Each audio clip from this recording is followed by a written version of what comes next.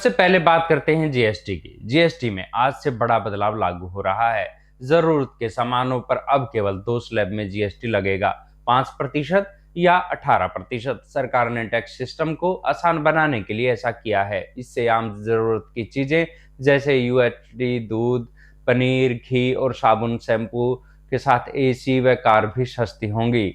बड़ी बात यह है कि जो पुराना स्टॉक दुकानों में है उस पर भी जीएसटी में राहत मिलेगी। यदि कोई दाम कम करने से मना करे तो उसकी शिकायत की जा सकती है। सरकार ने 3 सितंबर को घोषणा की थी। जीएसटी के 5%, 12%, 18% और 28% के स्लैब को घटाकर 2 कर दिया गया है। ये सिर्फ 5% और 18% स्लैब होगा। इसके अलावा तंबाकू, पान मसाला, कार्बोनेट ड्रिंक और लग्जरी सामान जैसी बड़ी कारें, याट और पर्सनल इस्तेमाल के लिए विमान पर 40% का स्पेशल टैक्स लगेगा।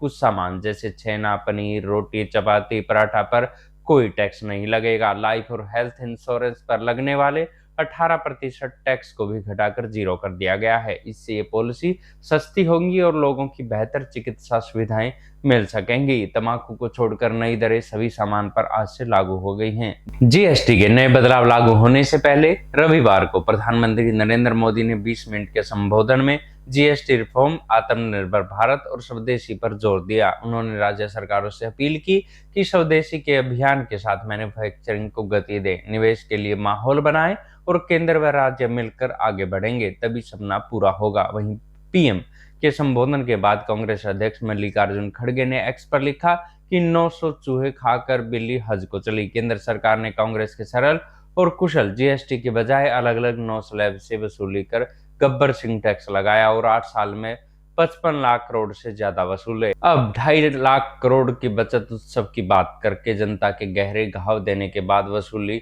बैंडेड लगाने की बात कर रहे हैं।